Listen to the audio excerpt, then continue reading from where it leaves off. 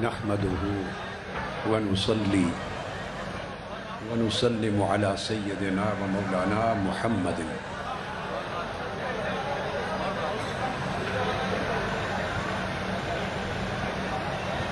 النبي الحبيب الأمين المكين الحنين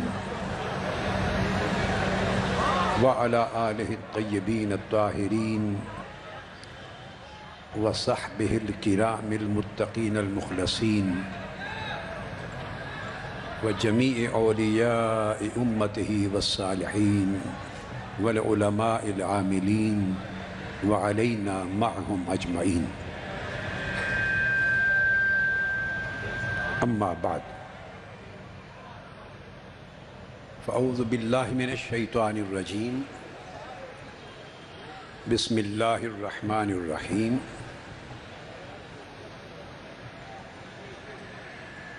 يا أيها الذين آمنوا ادخلوا في السلم كافة. صدق الله مولانا العظيم.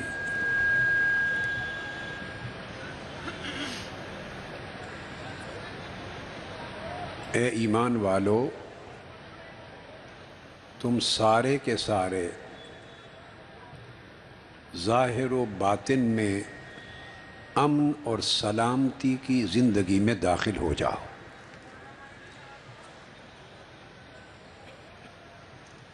محترم المقام صدر آل انڈیا علماء و مشائخ بورڈ سید محمد اشرف صاحب سمنانی کچوچوی دامت برکاتہم، جملہ اکابر ارکان اور کارکنان اور وابستگان و محبان آل انڈیا علماء و مشائخ بورڈ، جمیع مشائخ اعظام، حضرات سجادگان، نمائندگان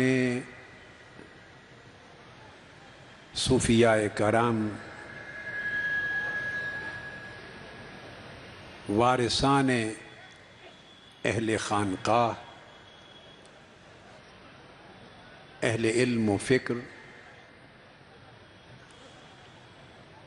علماء و زمعاء، خواتین و حضرات، نوجوانان ملت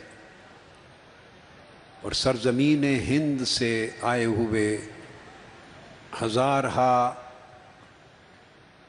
خواتین و حضرات، السلام علیکم ورحمۃ اللہ وبرکاتہ۔ اللہ رب العزت کا شکر بجا لانے کے بعد سب سے پہلے میں حضرت محترم سید محمد اشرف صاحب سمنانی کچوچوی دامت برکاتہم کو اور آل انڈیا علماء مشائخ بورڈ کو اور ورلڈ صوفی فورم کے جملہ نمائندگان کو صمیم قلب سے سہ روزہ عظیم الشان صوفی کانفرنس کے انعقاد پر اور شاندار اہتمام پر مبارکباد دیتا ہوں۔ ثانیاً آل انڈیا علماء و مشائخ بورڈ کی طرف سے حضرت سید محمد اشرف صاحب نے جو ڈیکلیریشن پیش کیا ہے، میں اس کی مکمل حمایت کا اعلان کرتا ہوں۔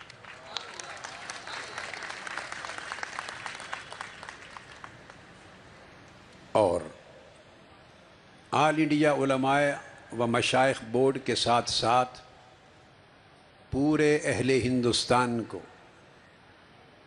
اور اس کانفرنس کے جمیع معاونین کو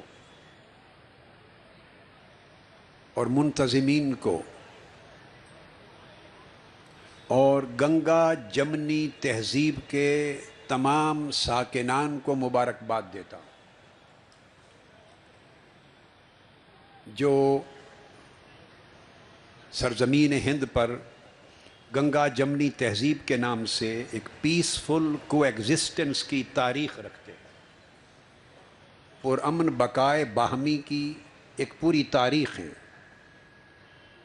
اور اس تاریخ کے بانی صوفیاء کرام۔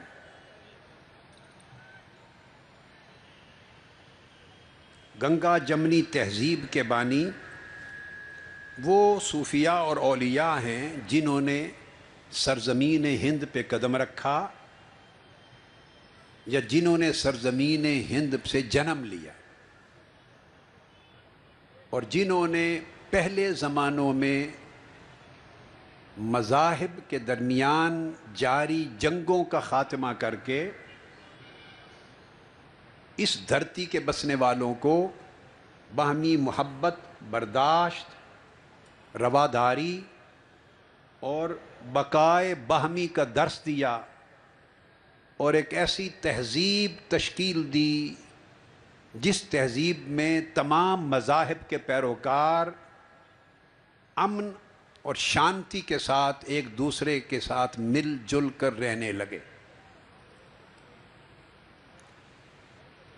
خواہ حضور داتا گنج بخش علی حجویری تھے، یا خواجہ خواجگان سیدنا خواجہ معین الدین چشتی اجمیری تھے، اور خواجہ غریب نواز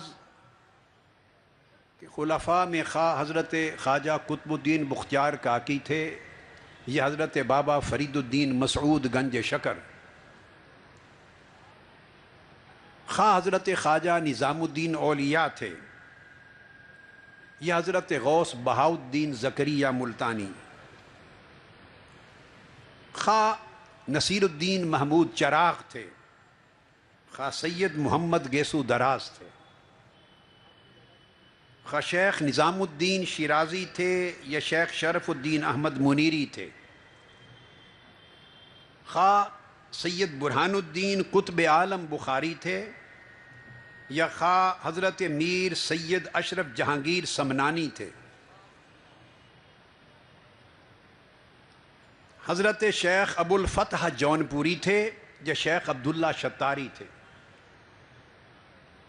حضرت جلال الدین مانک پوری تھے، یا حضرت شہاب الدین دولت آبادی تھے، حضرت خواجہ حسین ناگوری تھے، یا مجدد الفسانی حضرت شیخ احمد سرہندی تھے، حضرت خواجہ باقی باللہ دہلوی تھے، یا حضرت سید بدیع الدین قطب المدار تھے، حضرت غوث سید احمد الرفاعی کے خلفاء اور آپ کے وارثان تھے، خواہ غوث ابو مدین المغربی کے وارثان تھے، خواہ غوث ابو الحسن شاذلی کے وارثان تھے، خواہ حضور سیدنا غوث العظم شیخ عبد القادر جیلانی کے وارثان تھے۔ یہ وہ سب صوفیاء اور اولیاء تھے جنہوں نے اپنی تعلیمات کے ذریعے، اپنے صالح اعمال کے ذریعے، اپنے اخلاق حسنہ کے ذریعے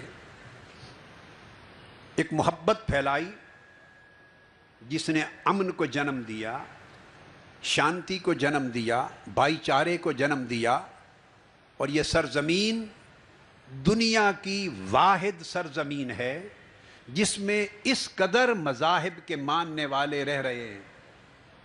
اتنا کثیر المذاہب ایک خطہ روئے زمین پر کسی اور جگہ دکھائی نہیں دیتا۔ کثیر المذہب ہو کر، کثیر الثقافت ہو کر، کثیر اللسان ہو کر، کثیر التہذیب ہو کر، کثیر الطبقات ہو کر، کثیر الجہات ہو کر، ان ساری کثرتوں کے باوجود یہ صوفیاء کے قدموں کا فیض تھا کہ ساری کثرتیں ایک وحدت کی شکل میں قائم رہیں۔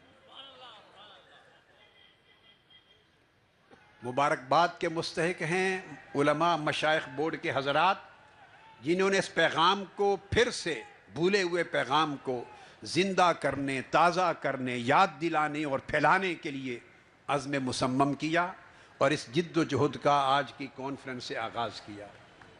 میں ہر مرحلے پر آپ کی کامیابی و کامرانی کی دعا کرتا ہوں۔ تصوف اور صوفیاء کے موضوع پر میں بعد میں آتا ہوں، اس پر میں سیر حاصل انشاءاللہ گفتگو کروں گا، تصوف اور صوفیاء پر۔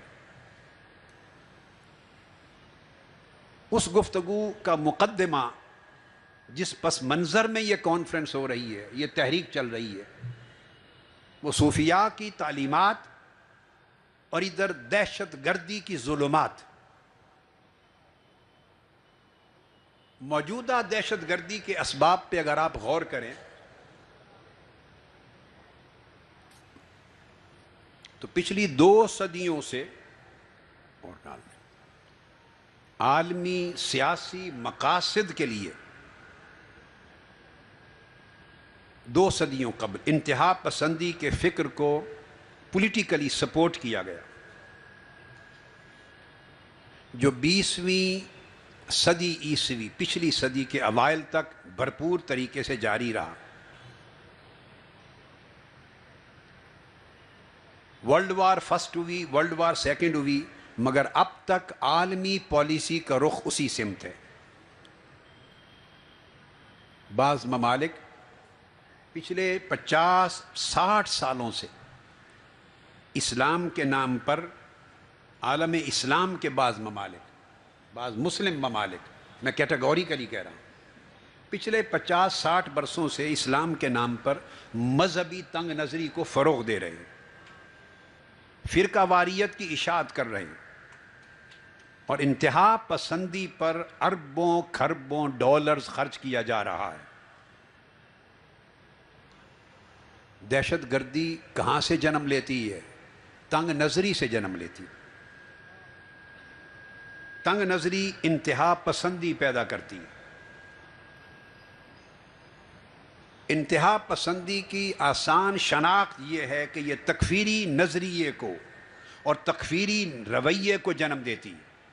مسلمانوں کے اندر دوسرے مسلمانوں کو اپنے سوا دوسروں کو کافر کہنا اور انہیں خارج از اسلام کرنا، یہ 2 رویے ہمیشہ رہے۔ صوفیاء کا رویہ تھا لوگوں کو اسلام میں داخل کرنا، اور انتہا پسندوں کا رویہ رہا اور ہے مسلمانوں کو اسلام سے خارج کرنا۔ صوفیاء اسلام میں داخل کرتے رہے، انتہا پسند ہمیشہ خارج کرتے رہے۔ یہ تکفیری رویے انتہا پسندی کو جنم دیتے ہیں،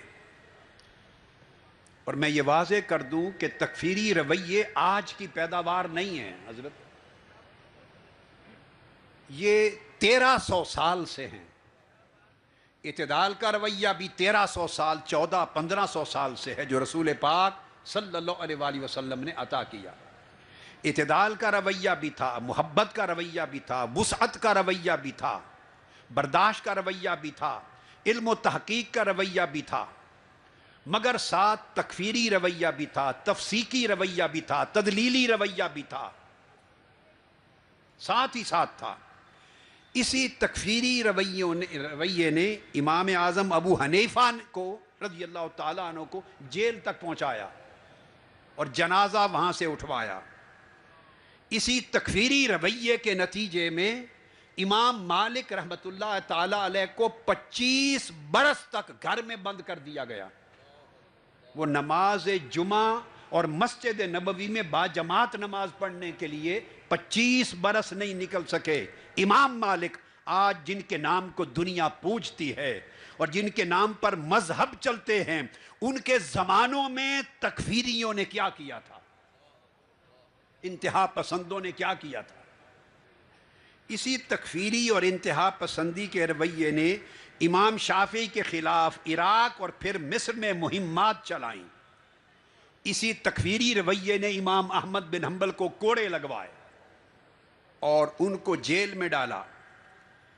ایک بات میں بڑی ٹھوس کہنا چاہتا ہوں، میرے سامنے 1400 سال کی اسلام کی علم کی تاریخ ہے، 14 صدیوں پر مشتمل علم کی تاریخ ہے۔ میں یہ بات آواز تھوڑی اور زیادہ کر رہا ہوں، پوری ذمہ داری سے کہنا چاہتا ہوں، پوری ذمہ داری سے، کہ 1400 سال میں مجھے ایک صوفی ایسا نہیں نظر آیا 14 صدیوں میں جس نے کسی کو کافر کہا ہو مسلمان. کسی صوفی نے تکفیر نہیں کی، کسی صوفی نے کسی کو واجب القتل نہیں کر دانا، کسی صوفی نے کسی کو خارج از اسلام نہیں کیا، کسی صوفی نے کسی کو مرتد مسلمان کو نہیں کہا.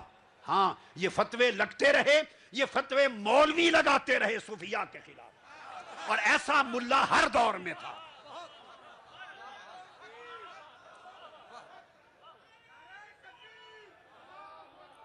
ایسے انتہا پسند ہر دور میں تھے مذہبی لوگ. حضرت ابو یزید بستامی کو اس وقت کے مفتیوں نے کفر کا فتویٰ، کافر ہونے کا فتویٰ لگا کر 7 مرتبہ بستام سے نکال دیا. آج صدیاں بیت گئی، دنیا ان کے دیدار کے لیے جاتی ہے. ان کی زندگی میں 7 مرتبہ کوشش کی پلٹ کے آنے کی، بستام میں آنے نہیں دیا. فتوے اتنے جلال کے ہوتے تھے. حضرت ذنون مصری کو زنجیریں پہنا کر، زنجیریں قیدی بنا کر مصر سے زندیق کہہ کر بغداد لایا گیا. حضرت سمنون محب پر کفر کا فتویٰ لگایا گیا. حضرت سہل بن عبداللہ تستری، جن کے حوالوں سے کتابیں بری پڑی ہیں، انہیں تستر سے نکال کر فتوے کفر کے لگا کر بصرہ لایا گیا اور وفات تک وہیں بند رہے. آج کتابیں ان ناموں سے بھری پڑی ہیں. علم کا سفر طے نہیں ہوتا ان ناموں کے بغیر، سلوک اور معرفت کا تذکرہ نہیں ہوتا ان ناموں کے بغیر. اہل سنت کا کوئی تصور ذہنوں میں نہیں ابھرتا ان ناموں کے بغیر. اہل حق کا کوئی تشخص نہیں بنتا ان کے تذکروں کے بغیر. ان کے زمانے میں انتہا پسندی کے رویے نے کیا کیا؟ حضرت ابو سعید الخراز پر کفر کے فتوے لگے، حضرت جنید بغدادی پر کفر کے فتوے لگے، حضرت محمد بن فضیل بلخی پر کفر کے فتوے لگے اور ان کو وطن سے نکالا گیا. حضرت یوسف بن حسین رازی پر کفر کے فتوے لگے اور ضرب دے دے کے بغداد پہنچایا گیا، وہیں شہادت ہوئی. حضرت شیخ شبلی، ابو بکر شبلی پر کفر کے فتوے لگے. حضرت غوث ابو مدین المغربی پر کفر کے فتوے لگے. حضرت غوث ابو مدین کے ساتھ حضرت پھر شیخ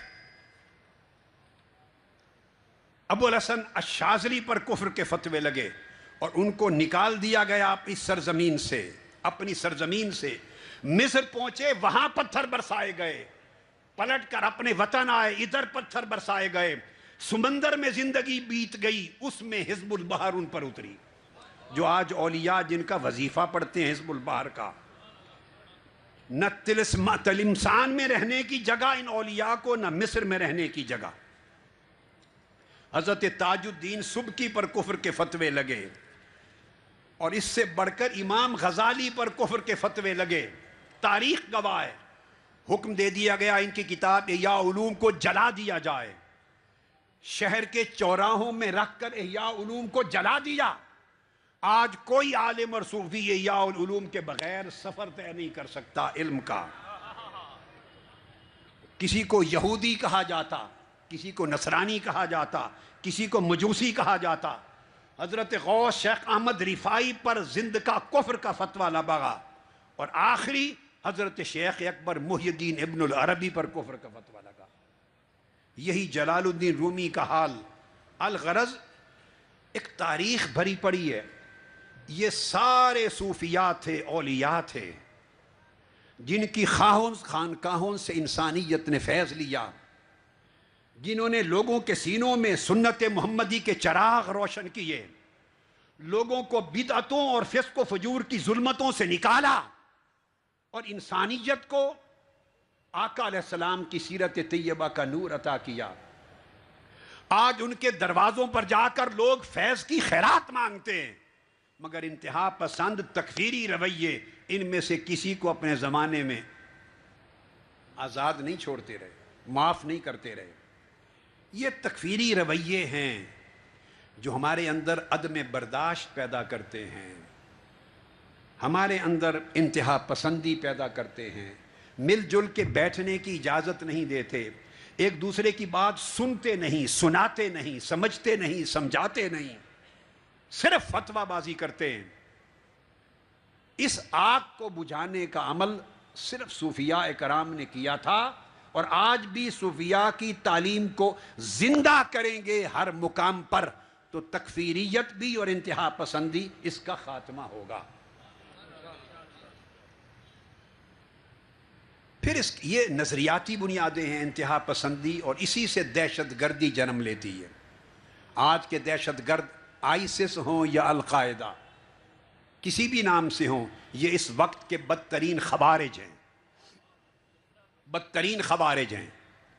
ان کے مذہب میں انسانیت کا قتل کرنا جائز ہے، اختلاف کرنے والے کا گلا کاٹنا جائز ہے، یہ ان کا فکر، نظریہ اور مذہب ہے۔ اور زمینوں پر قبضہ کر لینا، عزتوں کو لوٹنا، خون بہانا، مال لوٹنا، اور جنگ و جدال کے ذریعے انسانیت کو بانٹنا، تقسیم کرنا، یہ خوارج کا مذہب تھا، آج بھی ہے۔ اور آقا علیہ السلام نے فرمایا یہ خوارج دجال کے آنے تک مختلف وقتوں میں مختلف جگہوں سے نکلتے رہیں گے۔ پھر ان کے پیچھے، دہشت گردوں کے پیچھے سیاسی عوامل بھی ہیں، نظریاتی کے ساتھ سماجی اور معاشی عوامل بھی ہیں۔ علاقوں کی غربت، انتہا پسندی، دہشت گردی، قتل و غارت گری، ڈاکہ زنی، ان جرائم کو فروغ دینے میں مدد دیتی ہے۔ میں حکومتوں سے التماس کرتا ہوں کہ وہ اپنے بجٹ آپس کی عداوتوں پر خرچ کرنے کی بجائے غربت کے خاتمے پر خرچ کریں۔ میں انڈیا کی گورنمنٹ سے بھی درخواست کرتا ہوں، اور پاکستان گورنمنٹ سے بھی درخواست کرتا ہوں، 70 برس ہو گئے تقسیم ہند کو، 2 ملک وجود میں آ گئے، نہ کبھی انڈیا نے ختم ہونا ہے نہ پاکستان نے ختم ہونا ہے، 4 جنگیں لڑ کے دیکھ لیں۔ کیا انڈیا اور پاکستان دونوں حکومتوں نے ہمیشہ کے لیے فیصلہ کر لیا ہے کہ دشمن رہیں گے؟ ان نسلوں کا قصور کیا ہے؟ خدا کے لیے دشمنی ختم کرو، اور بجٹ دشمنی پر لگانے کی بجائے اس خطے کی غربت کے خاتمے پر خرچ کرو، اپنا بجٹ امن کے فروغ پر خرچ کرو۔ ہمارا دشمن، یہ سمجھ لینا چاہیے انڈیا کو کہ ہمارا دشمن پاکستان نہیں ہے، سمجھ لینا چاہیے پاکستان کو کہ ہمارا دشمن انڈیا نہیں ہے۔ دونوں خطوں کے عوام ایک دوسرے سے محبت کرتے ہیں، انڈیا پاکستان آپس کے دشمن نہیں، دونوں کا دشمن ایک ہے، اور دشمن آتنکواد ہے، دشمن آتنکواد ہے، دشمن دہشت گردی ہے۔ آپ دونوں کا دشمن آتنکوادی ہے، دشمن انتہا پسندی ہے۔ اپنے بجٹ مل کر آتنکوادی کے خلاف خرچ کرو، آتنکواد کے خاتمے کے لیے خرچ کرو۔ اور یہ آتنکوادی طاقتور کیوں ہوتا جا رہا ہے؟ جن گھروں میں ان کے چولہے میں آگ نہیں جلتی، وہ غربت اپنے بچوں کو دہشت گردوں کے ہاتھ فروخت کر رہی ہے۔ غربت کی آگ بجھاؤ، خطے میں امن آ جائے گا۔ غربت کی آگ بجھاؤ، اکنامک گروتھ پر خرچ کرو، ایلیویشن آف پاورٹی پر خرچ کرو، پروموشن آف پیس پر خرچ کرو، سٹرگل کرو، لوگوں کے بھائی چارے پر خرچ کرو، ٹالرنس پر خرچ کرو، سماج کو ایک دوسرے سے محبت کرنے کی فیسیلیٹیز دو، روزگار دو، جابز دو، ایجوکیشن پہ خرچ کرو، ہیلتھ پر خرچ کرو۔ سارا بجٹ اگر غریب انسانیت پہ خرچ ہوگا، امن خود بخود آئے گا اور دہشت گردی کو سپورٹ نہیں مل سکے گی۔ اس میں عالمی سطح پر ہونے والی ناانصافیوں کا بھی دخل ہے دہشت گردی میں۔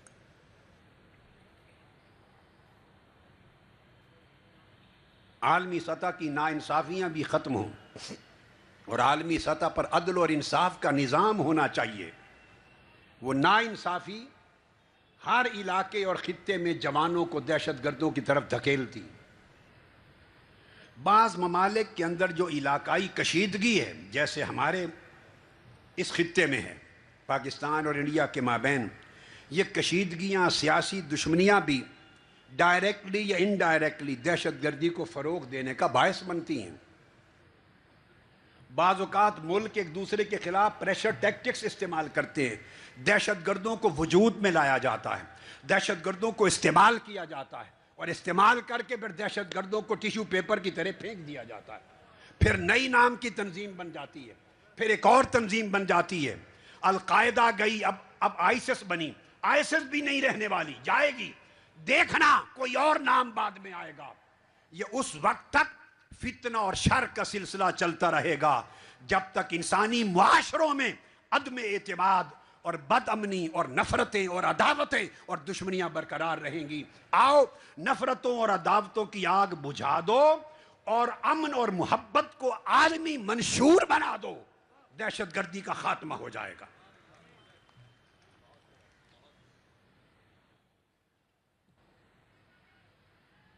ہمیں دیکھنا چاہیے کہ دہشت گردی سے پوری انسانیت برباد ہو رہی ہے۔ تصوف، صوفیزم، صوفیاء کی تعلیمات یاد رکھ لیں، یہ دہشت گردی کو ختم کرنے کے صرف ایک پہلو پر اثر انداز ہوتی ہے۔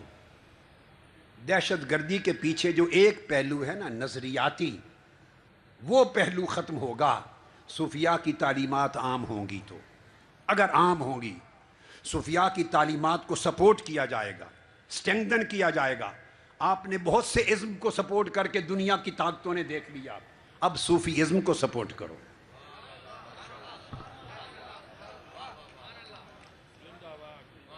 مگر صوفیزم بھی کام نہیں آئے گی اگر بقایا سیاسی، سماجی، علاقائی اور عالمی عوامل برقرار رہیں گے۔ ہمیں تمام پہلوؤں پر مخلصانہ اور دیانتدارانہ طریقے سے کام کرنا ہوگا۔ ڈکلیریشن کی تائید کرتے ہوئے میں بات کو آگے بڑھاتا ہوں۔ انڈیا میں، پاکستان میں اور دنیا کے تمام ممالک میں، سکولز میں، کالجز میں، یونیورسٹیز میں، مدارس میں اور دینی درسگاہوں میں ہر طرف صوفیزم، ہیومنزم، اسپریچولزم اینڈ مورالزم، اس کو بطور نصاب پڑھانا چاہیے۔ آج کے دن تک ہم نے اس پر توجہ نہیں کی۔ ہمارے نصابات میں پیس ہمارے کریکولم کا، ہمارے نصاب کا حصہ ہونا چاہیے، ٹالرنس، ماڈریشن حصہ ہونا چاہیے، پیسفل کو ایگزسٹنس ہمارے جامعات میں، کالجز میں، اسکولوں میں، مدارس میں، دینی اداروں میں پیسفل کو ایگزسٹنس، یہ ہمارے نصاب کا حصہ ہونا چاہیے، ڈائیلاگ حصہ ہونا چاہیے، پلورالزم اگین اینڈ اگین، پلورالزم، اس کے بانی تاجدار کائنات صلی اللہ علیہ وآلہ وسلم، وہ ہمارے نصاب کا حصہ ہونا چاہیے۔ انٹیگریشن اور سٹیزن شپ پڑھایا جانا چاہیے، لو اور نان وائلنس پڑھایا جانا چاہیے، counter extremism and counter terrorism بطور نصاب پڑھایا جانا چاہیے۔ ان موضوعات پہ مشتمل میں نے 25 کتابیں اس موضوع پہ لکھ دی ہیں، 25 کتابیں انگلش میں دے دیا ہے نصاب، ٹیکسٹ بکس دے دی ہیں، عربی میں دے دی ہیں، اردو میں دے دی ہیں، 15 کتابیں صرف یہ تو ایک جیسی، ایک جیسی 8 صفحے کی ایک کتاب ہے۔ Islam on serving humanity, Muhammad the merciful, Islam on peace and love and nonviolence, fatwa on terrorism, اسلام آن مرسی، پیس اینڈ کمپیشن۔ الغرض 25 کتابیں دے دی ہیں۔ جو ہمارا کام تھا یہ the supreme jihad, peace, integration and human rights, اس کا ذکر ہو، relations of Muslims and non Muslims, میں اس لیے مینشن کر رہا ہوں۔ خدا کا شکر ہے صرف تحدیث نعمت کے لیے میں بطور آتھر ان کتابوں کی کمائی نہیں کھاتا، حرام کر رکھی ہے میں نے اپنے اوپر۔ میں اپنے خطابات کی اور اپنی کتابوں کی اور تحریروں کا ایک پیسہ کبھی نہیں لیتا، خنزیر اور شراب کی طرح اپنے اوپر حرام کر رکھا ہے، صرف امت محمدی کی خدمت کے لیے لکھ کے دے دیتا ہوں، انسانیت کی خدمت کے لیے لکھ کے دے دیتا ہوں۔ ایک پیسہ ان کی سیل سے یا خطابات سے یا تقریروں سے کبھی نہیں لیا۔ ابھی صوفی کانفرنس پر آئے ہیں، کئی دنیا میں صبر کرتا ہوں، میں صرف تاجدار کائنات کو خوش کرنے کے لیے صبر کرتا ہوں، کہیں پیسہ نہیں لیتا ہوں۔ اس لیے کہ آقا کی امت خوش ہو، انسانیت خوش ہو، اس دھرتی پر امن آئے، شانتی آئے، آشتی آئے۔ جو ہمارا فرض تھا وہ پورا کر دیا۔ اس کے بعد اب حکومتوں کا کام ہے، اداروں کا کام ہے، اس پر اور کام کریں، ان کے نصابات بنائیں، انسٹیٹیوٹس بنائیں، اس پر ڈپلوماز کریں، ڈگریز کریں، سرٹیفکیٹس کریں، ماسٹرز کے کورس کریں، شارٹ ٹرم کورس کریں، لانگ ٹرم کورس کریں۔ اور جہاں جہاں میں پھر تائید کرتے ہوئے جی اکابر اولیاء صوفیاء کے مزارات ہیں، وہاں پیس اور انٹیگریشن پر، صوفیزم کی تعلیمات پر مبنی انسٹیٹیوٹس بنائیں، یونیورسٹی بنائیں، پورے انڈیا میں مین بڑے انسٹیٹیوٹ بنائیں just for piece and integration and counter terrorism. لوگوں کو اویکننگ دو، ان کو پتہ تو چلے کہ جو کچھ آئیسس کر رہی ہے وہ جہاد نہیں ہے، وہ فساد ہے۔ لوگوں کو پتہ تو چلے شہادت کیا ہے، جہاد کیا ہے، اللہ کا دین کیا ہے، رسول پاک کے حکام کیا ہیں، تعلیم عام کرو۔ اور اسی طرح ہندو مذہب ہو، بدھ مذہب ہو، کرسچینٹی ہو، ہر مذہب کے اندر اس مذہب کی تعلیمات ساری امن پر ہیں، محبت پر ہیں، آشتی پر ہیں، شانتی پر ہیں، انسانیت کے احترام پر ہیں۔ سارے مذاہب اپنے اپنے اداروں میں ان تعلیمات کو عام کریں، کامن ویلیوز ہیں، ان کو شیئر کریں۔ اس کے نتیجے میں لا محالہ امن کی فتح ہوگی اور دہشت گردی کا خاتمہ ہوگا۔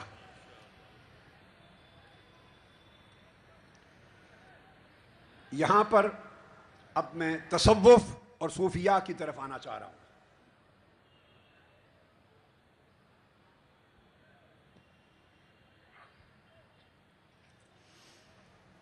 تصوف اور صوفیاء کے باب میں یاد رکھ لیں، صوفیاء اور علماء نے تصوف کے مادہ اشتقاق بیان کیے کہ تصوف اور صوفی یہ لفظ نکلا کہاں سے ہے۔ یہ بڑی امپورٹنٹ چیز ہے۔ 7 مادے بیان ہوئے ہیں، جتنا کھنگالا میں نے کتب کو، عام طور پہ 3 یا 4 معروف ہیں مگر 7۔ تصوف صوف سے نکلا ہے، اون سے، یا صوفہ سے نکلا ہے۔ چٹائی جس پہ جائے نماز پڑھتے ہیں آپ، بکرے کی جیسے کھال، اور وہ پاؤں کے نیچے لتاڑی جاتی ہے۔ صوفی صوف اور صوفہ سے نکلا ہے، اور اس کا معنی صوفیاء بیان کرتے ہیں کہ وہ اس طرح متواضع ہو جاتا ہے صوفی کہ وہ خدا کے حضور متواضع ہو کر اتنے بچھ جاتے ہیں کہ کوئی ان کو لتاڑ بھی دے تو ایروگنٹ نہیں ہوتے، جھگڑا نہیں کرتے۔ یہ صوفی کا معنی ہے۔ پھر صوفی نکلا ہے الصفہ سے۔ صفت کہتے ہیں اخلاق، محامد، وہ شخص جس کے بے شمار اخلاق ہوں اچھے، اور اچھی صفتوں کے ساتھ سر تا پا بھرا ہوا ہو، اس صفت کی وجہ سے اس کو صوفی کہتے ہیں،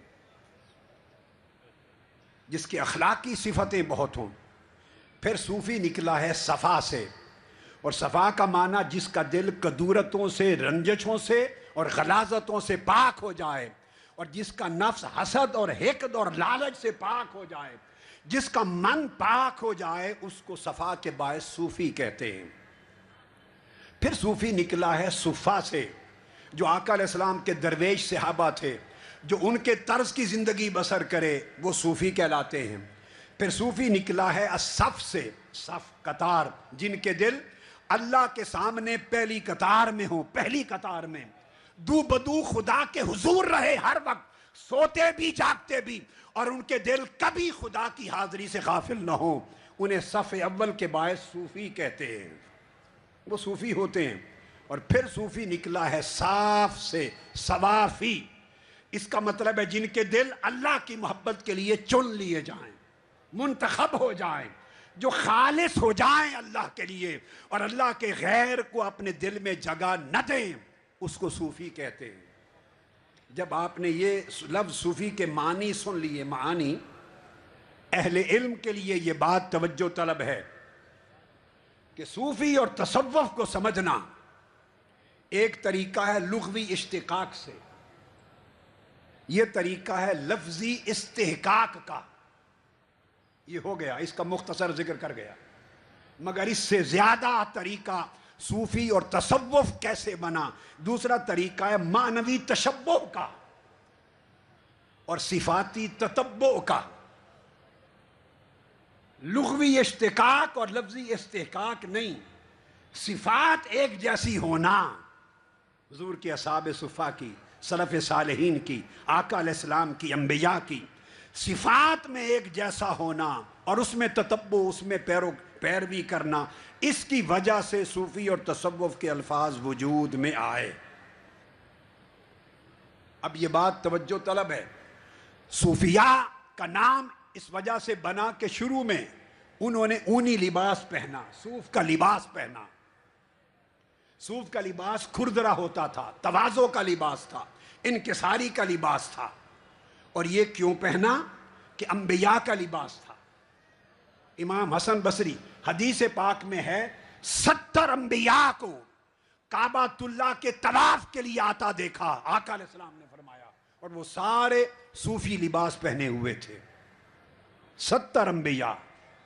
اور امام حسن بصری نے فرمایا میں نے 70 بدری صحابہ کو دیکھا، سب صوفی یعنی اون کا لباس پہنے ہوئے تھے۔ آقا علیہ السلام کا وصال ہوا جس لباس میں، وہ صوفی لباس تھا، حضور علیہ السلام کا اون کا لباس تھا، لباس یہ تھا۔ سب سے زیادہ آقا نے صوف کے لباس کو پسند فرمایا۔ حضرت عائشہ صدیقہ رضی اللہ تعالیٰ عنہ وہ صوف کا لباس لے کر آئیں، صحابہ سے فرمایا یہ وہ لباس ہے جس میں تاجدار کائنات کی روح قفس انصری سے پرواز کر گئی۔ میرے آقا نے فرمایا 70,000 افراد ایسے ہوں گے جو بغیر حساب و کتاب کے بخش دیے جائیں گے، 70,000 افراد بغیر حساب و کتاب کے۔ صحیح بخاری اور مسلم میں ہے، ایک صحابی اٹھا حضرت عکاشہ، وہ حضرت عکاشہ اٹھے اور انہوں نے کہا یا رسول اللہ میرے لیے دعا کر دیں، وہ اذن دے دیں کہ میں ان 70,000 میں شامل ہو جاؤں۔ یہ حدیث عکاشہ ہے اور حدیث بخاری میں ہے۔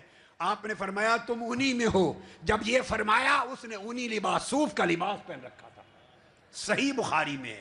اسے امام اسقلانی نے نقل کیا، امام قسطلانی نے کیا، امام عینی نے کیا، امام بخاری نے باب قائم کیا، باب لبس سبۃ الصوف، جبۃ الصوف، صوف کا لباس پہننے کا باب۔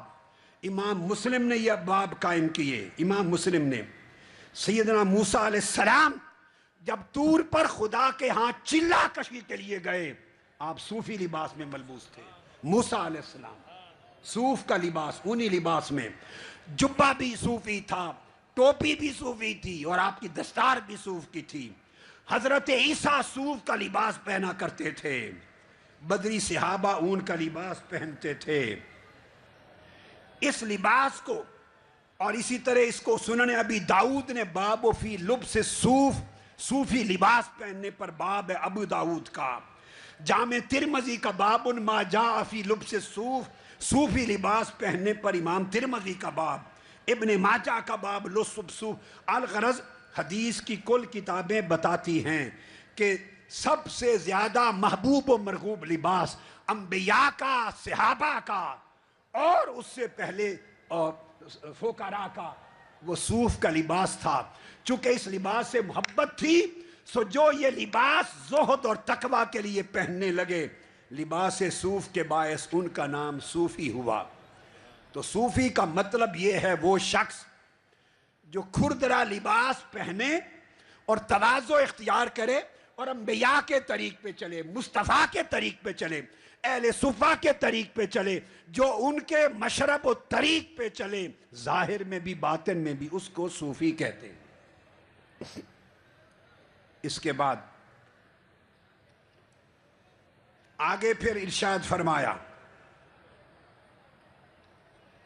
آقا علیہ السلام اصحاب صفا، آقا علیہ السلام کے صوفی صحابہ تھے، صوفی ان کے پاس کھڑے ہو گئے۔ حدیث پاک میں ہے، عبداللہ ابن عباس راوی ہیں، آقا علیہ السلام نے فرمایا ان کا فقر دیکھا، ان کا مجاہدہ دیکھا، ریاضت دیکھی، ان کا صوفیانہ پن دیکھا، فرمایا ابشروا یا اصحاب الصفہ من باقی من امتی علی النعت الذی انتم علیہ راضیا بما فی فإنہ من رفقاء یوم القیامہ۔ فرمایا اصحاب صفا، جس حال میں میں تمہیں دیکھ رہا ہوں، قیامت تک میری امت کے لوگ، جو لوگ تمہارے اس حال پہ رہیں گے، جیسا تم اونی لباس پہنتے ہو، بھوک پیاس جھیلتے ہو، راتوں کو جاگتے ہو، فقیری کی زندگی بسر کرتے ہو، اس حال میں رہیں گے اور اس حال پہ راضی رہیں گے، قیامت کے دن وہ میرے دائیں بائیں ساتھی ہوں گے جب جنت میں جائیں گے۔ تو صوفیہ اس حال کی وجہ سے صوفی کہلائے۔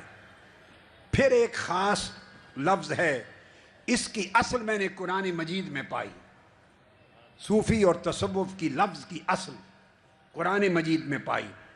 یہ لفظ نکلا ہے الصف سے، اور نکلا ہے صفا سے اور صفوا سے۔ الصف کہتے ہیں قطار میں کندھے سے کندھا ملا کے جڑ کے کھڑے ہونا، صفا اور صفوا کہتے ہیں کسی کے لیے خالص ہو جانا۔ اب قرآن مجید کی ایک آیت کریمہ سنیے، سورہ الحج آیت نمبر 36۔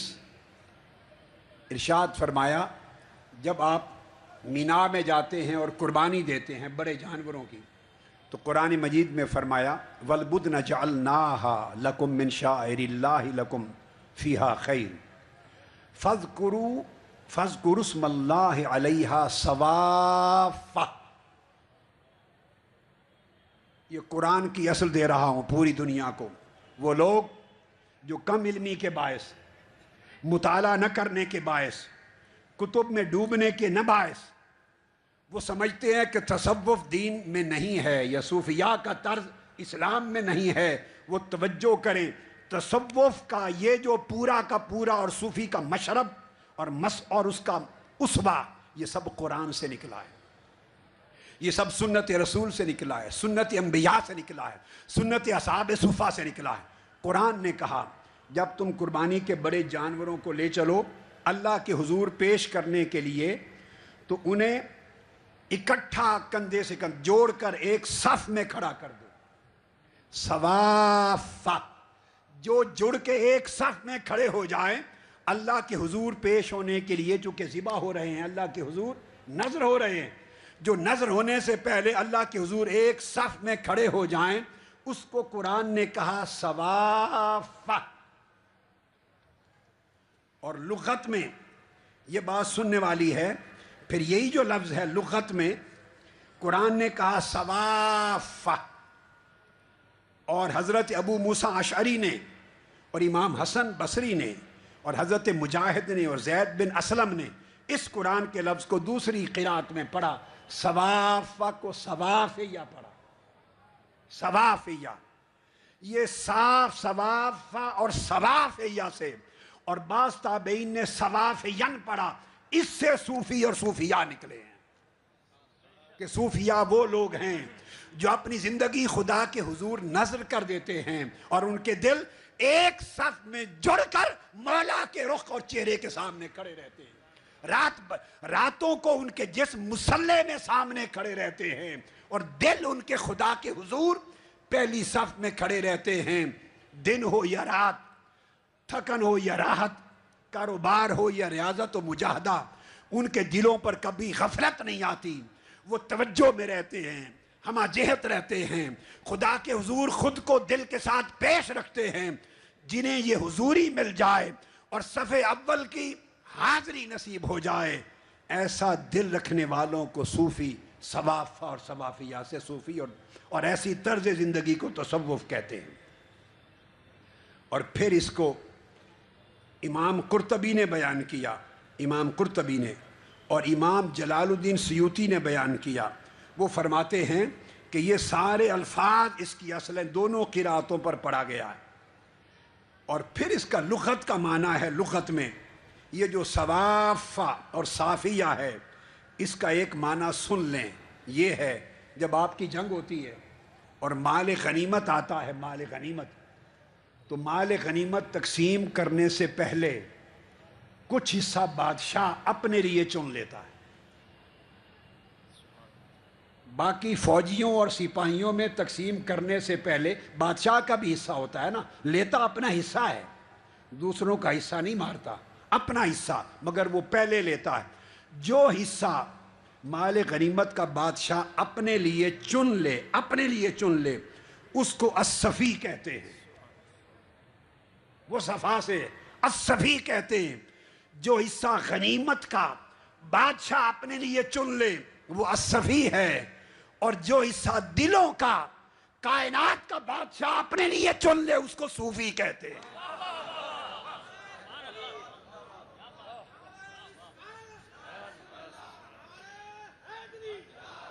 دنیا کے مال کا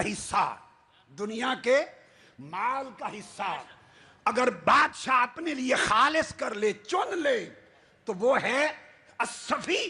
تہذیب اللغہ امام ازہری کی اٹھا کے دیکھیے، لغت کی کتاب، وہ الصفی ہے. اور دل کے حال کا حصہ، دنیا کے مال کا حصہ بادشاہ چن لے تو الصفی ہے، اور دل کے حال کا حصہ اس رب کائنات کا بادشاہ چن لے تو وہ صوفی ہے. صوفی چنے ہوئے لوگ ہوتے ہیں، اور جو صوفیوں کو نہیں مانتے وہ دھتکارے ہوئے لوگ ہوتے ہیں.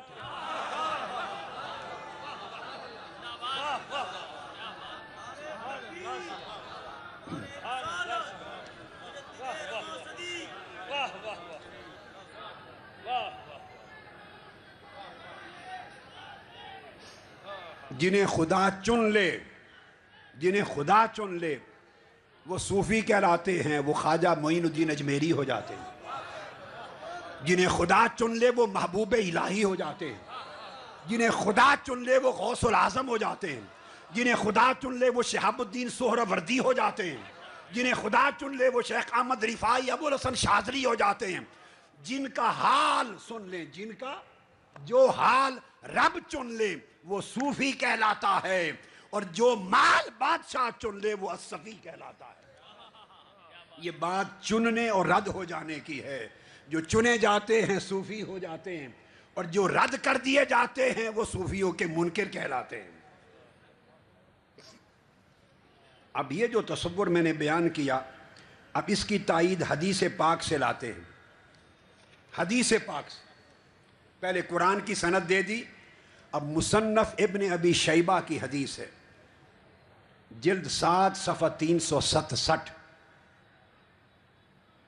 مصنف ابن ابی شیبہ میں ہے کہ ایک موقع پر کوئی غزوہ ہوگا، 2 صحابی اکٹھے شہید ہو گئے اور دونوں کی میتیں لائی گئیں. دونوں کی بولیے میتیں لائی گئیں. ایک کا نام تھا عبداللہ بن عمرو بن حرام. بولیے کیا نام تھا؟ آواز ذرا اونچی کر دیں. آواز غبار نہیں تھا. سو جن کے دلوں سے کدورت کی غبار نکل جائے اس کو صوفی و صافی کہتے ہیں، اس طبقے کو صوفیاء کہتے ہیں. اس لیے وہ کسی پہ فتوے نہیں لگاتے، ان کے دلوں میں غبار نہیں ہے.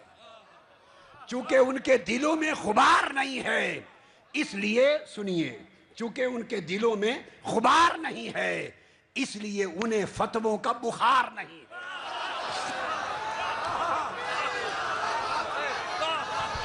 نعرہ تکبیر، نعرہ رسالت، آل انڈیا علماء مشائخ بورڈ، شیخ الاسلام ڈاکٹر طاہر القادری. فتووں کا بخار انہی کو ہوتا ہے جن کے دل میں غبار ہوتا ہے. صوفیاء نہ غبار والے ہوتے ہیں نہ بخار والے ہوتے ہیں، وہ صرف پیار والے ہوتے ہیں. وہ پیار والے ہوتے ہیں. تصوف پیار پھیلانے کا نام ہے، محبت عام کرنے کا نام ہے، تواضع عاجزی انکساری عام کرنے کا نام ہے. تصوف گردن کو نیچے کرتا ہے، گردن میں اکڑ نہیں ڈالتا. تصوف بچھاتا ہے، لڑاتا نہیں ہے. تصوف ملاتا ہے، تصوف ڈراتا نہیں ہے کسی کو. اب پھر حدیث پاک سے تصوف ایک اور صوفی. حدیث پاک سے آقا نے فرمایا صوفی کون ہوتے ہیں. مسند احمد بن حنبل کی حدیث اور سنن نسائی کی حدیث اور صحیح ابن حبان کی، حضرت ابو مالک الاشعری رضی اللہ تعالیٰ عنہ راوی ہیں.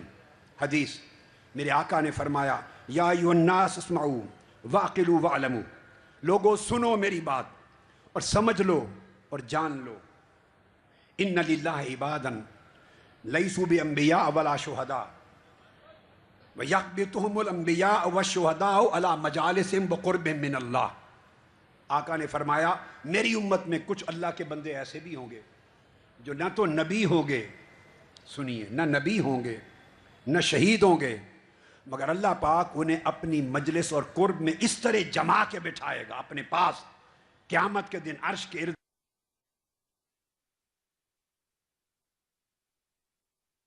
گرد اس طرح قریب کر کے بٹھائے گا کہ انبیاء اور شہیدوں کو بھی رشک آئے گا۔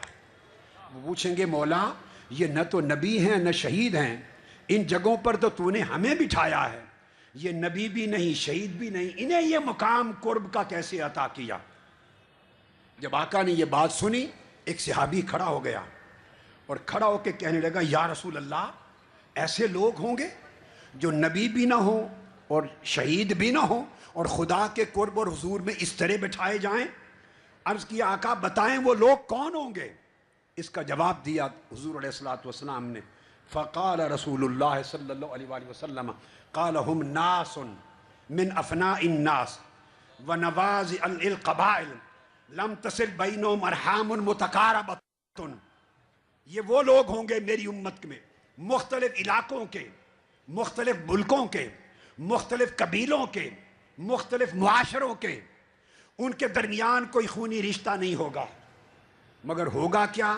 اگلے لفظ سنیے، آقا نے فرمایا تحابوا فی اللہ وتصافوا، تصوف کی اصل تحابوا فی اللہ وتصافوا، وہ اللہ کی مخلوق سے آپس میں اللہ کے لیے محبت کریں گے اور ان کے دل صوفی و صافی ہوں گے، ان کے دل آپس میں صوفی و صافی ہوں گے، دلوں میں کوئی کدورت نہیں ہوگی۔ یہ نکتہ سمجھیں، سارا تصوف دلوں کی کدورتوں کو ختم کر دینے کا نام ہے، سارا تصوف دلوں کی رنگش مٹا دینے کا نام ہے، سارا تصوف دلوں کی تنگ نظری کو وسعت میں بدل دینے کا نام ہے، سارا تصوف تکبر کو ہٹا کر تواضع لے آنے کا نام ہے، سارا تصوف بخیلی کنجوسی ختم کر کے سخاوت لے آنے کا نام ہے، سارا تصوف نفرت مٹا کر محبت لانے کا نام ہے، سارا تصوف تفرقے مٹا کر وحدت کرنے کا نام ہے، سارا تصوف نفرت کا بخار مٹا کر محبت اور پیار لانے کا نام ہے۔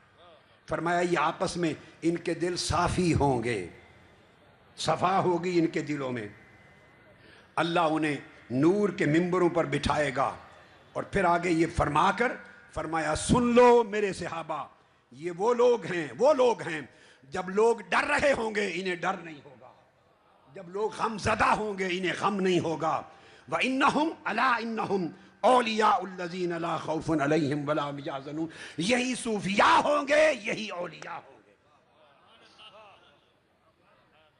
یہ صافی دل رکھنے والے، فرمایا یہی اولیاء ہوں گے جنہیں لا خوف علیہم ولا هم یحزنون کہا، کیونکہ صوفی سب کے خیر خواہ ہوتے ہیں، ان کے دل صاف اور کشادہ ہوتے ہیں، ان کے دلوں میں فراخی ہوتی ہے، سخاوت ہوتی ہے، شفقت ہوتی ہے، رحمت ہوتی ہے، وسعت ہوتی ہے، اس لیے فرمایا تصافوا، یہ اہل تصوف ہیں۔ پھر دوسری روایت میں پھر آقا نے فرمایا ایک اور حدیث، اس میں بھی الفاظ استعمال فرمائے تحابوا فی جلال اللہ وتصافوا فیہ وتزاوروا فیہ وتبازلوا فیہ، یہ وہ لوگ ہوں گے جو اللہ کی خاطر محبت عام کریں گے، ان کے دلوں میں صفائے قلب ہوگی، ایک دوسرے کی زیارت اور ملاقات کے لیے جائیں گے، ایک دوسرے پہ خرچ اور خیرات کریں گے، سخی ہوں گے، تو وہ جو میری خاطر زیارت پہ جائیں گے، اور آج تک زیارت پر جانے کا سلسلہ کسی اور کے لیے تو نہیں ہے، صرف ولیوں کے لیے ہی ہے، صوفیوں کے لیے ہے، کسی غیر صوفی کی زیارت کرنے کون جاتا ہے؟ سنا کسی کو؟ کوئی غیر صوفی اور غیر ولی کے لیے زیارت کے لیے کوئی نہیں جاتا۔ فرمایا وَتَزَاوَرُوا فِي، یہ زیارت کے لیے جائیں گے، جو آقا نے فرمایا 15 صدیوں میں آج تک وہ جاری ہے۔ پھر آقا علیہ السلام نے فرمایا صفوہ، اس سے بھی تصوف نکلا ہے، صفا۔ آقا نے ملک شام کی بات کی، اور حدیث پاک میں ہے بڑی خاص توجہ طلب، یہ حدیث ہے جو حضور علیہ الصلوۃ والسلام نے الفاظ استعمال فرمائے، حضرت عبداللہ بن مسعود کی روایت اور دوسری ارباز بن ساریہ کی روایت رضی اللہ تعالی عنہ۔ آقا علیہ السلام نے فرمایا اتدری ما یقول اللہ فی الشام، جانتے ہو کہ اللہ نے شام کے بارے میں کیا کہا؟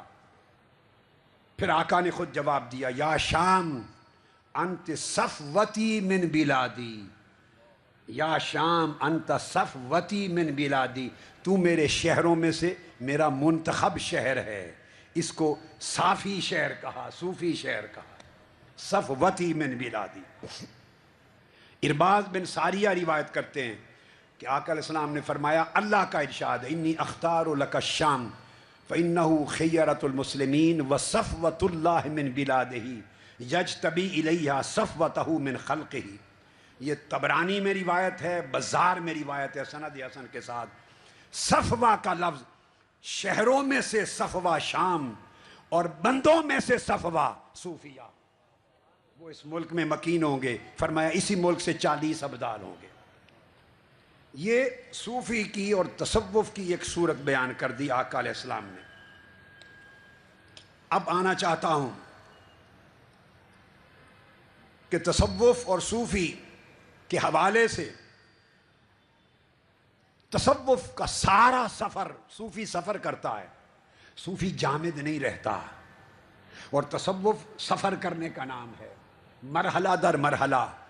اور تصوف میں سفر کو سلوک کہتے ہیں اور مسافر کو سالک کہتے ہیں۔ تصوف میں سلوک میں سفر کا پہلا مرحلہ ہے نفس کا سفر، اس کو تزکیہ کہتے ہیں۔ تزکیہ میں حیوانی اوصاف بدل کے روحانی بن جاتے ہیں۔ سادہ لفظوں میں پورا فلسفہ پورا نخبہ بتا دوں گا انشاءاللہ، سادہ لفظوں میں، تاکہ میرے بیٹے بیٹیاں بھائی بہن ہر کوئی سمجھ سکے، اہل علم تو سمجھتے ہی ہیں۔ پہلا سفر تزکیہ نفس ہے، اس میں حیوانی خصلتیں روحانی خصلتوں میں بدل جاتی ہیں۔ جب حیوانی خصلتیں ہوتی ہیں تو قتل و غارت گری ہوتی ہے، دہشت گردی ہوتی ہے۔ جب خصلت روحانی آ جاتی ہے تو پیار اور محبت اور برداشت آ جاتی ہے۔ تو تصوف اور سلوک کے پہلے سفر میں بھی امن ہے۔ دوسرا مرحلہ تصوف کا سفر، اس کو تصفیہ کہتے ہیں۔ تصفیہ دل کا سفر ہے، تزکیہ نفس کا سفر تھا۔ دل کے سفر میں دل دنیا کے تمام افکار سے اور رنج و غم کے زنگار سے آزاد ہو جاتا ہے، دل صاف ہو جاتا ہے، یہ تصفیہ ہے۔ تیسرا سفر باطن کا سفر ہے، اس کو تخلیہ کہتے ہیں۔ تخلیہ میں بندہ اپنے باطن سے ہر غیر کو نکال دیتا ہے اور ہر غیر ما سوی اللہ کی خواہش سے بھی دل کو پاک کر لیتا ہے۔ یہ خلوت ہے، تخلیہ۔ دل کو خلوت خانہ بنا دیتا ہے، اور دل کی خلوت بولتی ہے ساری اب تو آجا دل میں خلوت ہو گئی، ہر تمنا دل سے رخصت ہو گئی، ہر تمنا دل سے رخصت ہو گئی، اب تو آجا اب تو خلوت ہو گئی۔ تو دل کو خلوت کدہ بنا دینا مولا کا، محبوب حقیقی کا، یہ تخلیہ ہے۔ 3 سفر ہوئے، پھر چوتھا سفر اس کے بعد آتا ہے جس کو بولتے ہیں تحلیہ، ہاں کے ساتھ تحلیہ۔ تخلیہ کے بعد آتا ہے۔ تحلیہ کے مقام پر جب بندہ تحلیہ کرتا ہے تو اپنے انسانی اوصاف سے نکل جاتا ہے اور ربانی اوصاف میں داخل ہو جاتا ہے۔ رب جس طرح ہر ایک کی پرورش کرتا ہے اس طرح صوفی بھی ہر ایک کو پالتا ہے۔ رب جیسے ہر ایک کو دیتا ہے، صوفی لینے والا نہیں ہوتا، صوفی دینے والا ہوتا ہے۔ صوفی لینے والا نہیں ہوتا، صوفی دینے والا ہوتا ہے۔ صوفی مانگتا نہیں ہے، صوفی بانٹتا ہے، صوفی عطا کرتا ہے، صوفی ہمیشہ بے نیاز ہوتا ہے، صوفی پالتا ہے اور پیار اور محبت کو بانٹتا ہے۔ کیوں؟ کہ وہ تحلیہ کے ذریعے رب کے اوصاف میں رنگا جاتا ہے، اور رب ہے رب العالمین، عفو درگزر کرتا ہے، صوفی معاف کرتا ہے، صوفی دیتا ہے۔ جو جو خصلتیں صفتیں رب کی دیکھتا ہے، بندے کی ایک ایک صفت ہٹتی جائے اور رب کی ایک ایک صفت کا رنگ چڑھتا جائے، اس کو کہتے ہیں تحلیہ ہو گیا۔ اسی سے ہلیہ ہے، ہلیہ زیور کو بھی کہتے ہیں۔ جب زیور عورت پہ آپ دلہن پہ چڑھاتے ہیں تو اس کا دلہن ہونا چمک اٹھتا ہے۔ جب رنگ کے رب کے اوصاف کا رنگ چڑھتا ہے تو صوفی کا باطن چمک اٹھتا ہے، اور صوفی ہی ولی ہوتا ہے۔ جس کا قلب صاف ہو جائے وہ ولی ہوتا ہے۔ تحلیہ کے بعد اب 5واں سفر آتا ہے تجلیہ۔ تجلیہ جب دل رب کے اوصاف میں من شخصیت رنگی جاتی ہے تو پھر تجلیہ، پھر تجلیات کا سفر۔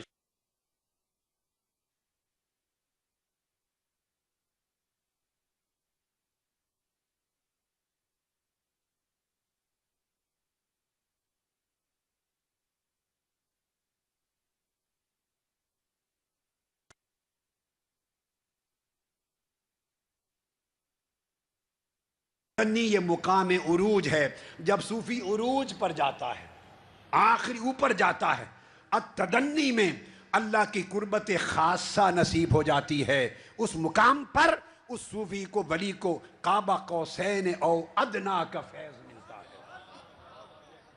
التدنی کے بعد 7واں سفر شروع ہوتا ہے، اس کو التدلی کہتے ہیں، لام کے ساتھ تدلی۔ جب تدلی میں جاتا ہے تو تدلی یہ مقام نزول ہے۔ جو کچھ لینا تھا عروج پہ جا کر لے کر صوفی پلٹ آتا ہے، واپس پلٹ آتا ہے، اور تدلی کے مقام پر اس کی مقربیت کامل ہو جاتی ہے، اور بارگاہ الہی میں اس کی قربت کا سفر بھی تکمیل پہ جا پہنچتا ہے۔ یہاں پر ثم دنا فتدلا کا فیض ملتا ہے، تدلا کا۔ 7 سفروں کے بعد 8واں سفر آتا ہے الترقی۔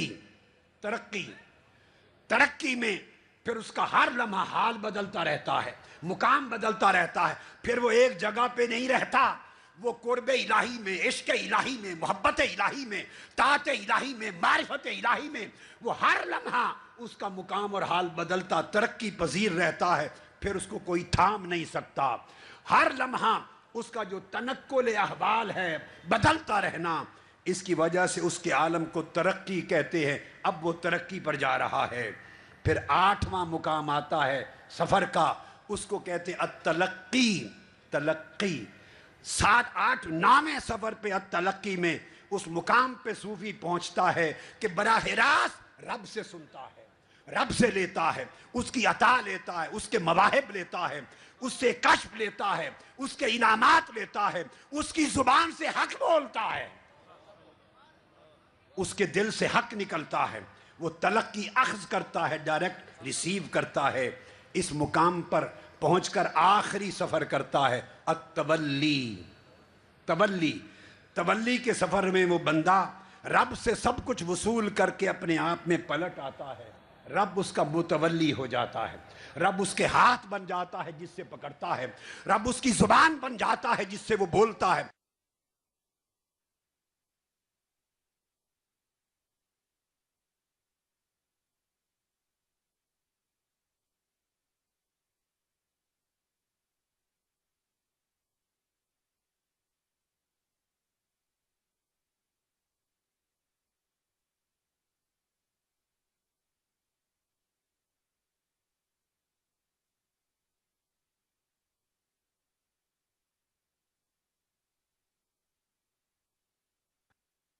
وسوء قربت ہے، اور یاد رکھ لیں جو قریب ہو جاتے ہیں مولا کے اور جو قربت کا مزہ چکھ لیتے ہیں اور قربت کے تالاب سے پی لیتے ہیں وہ اوروں کو بھی قریب کرتے ہیں، چونکہ خود قربت کا لطف لیتے ہیں سو ہر ایک کو قریب کرتے ہیں، دوریاں مٹا دیتے ہیں، دوریاں مٹا دیتے ہیں۔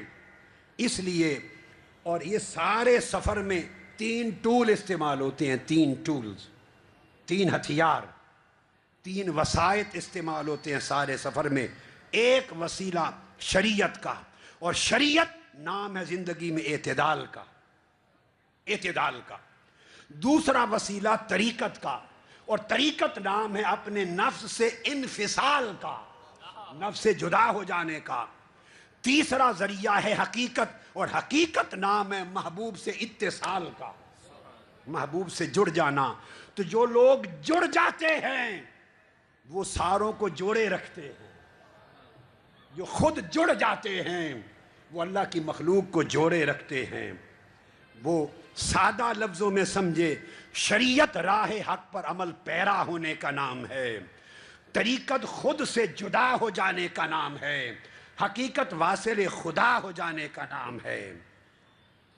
لہٰذا جب یہ صورت آتی ہے تو تصوف اور یہ سارا سلوک یہ اخلاق کو عمدگی دیتا ہے، سلوک عمدگی، حوصلوں کو بلندی دیتا ہے، ارادوں کو تصوف پختگی دیتا ہے، معاملات کو تصوف درستگی دیتا ہے، مایوسیوں کو ختم کرتا ہے، یقین اور اعتماد کو ناشکستگی دیتا ہے، احوال اعمال کو طہارت دیتا ہے، احوال کو عظمت دیتا ہے، اور مقامات کو سکونت دیتا ہے۔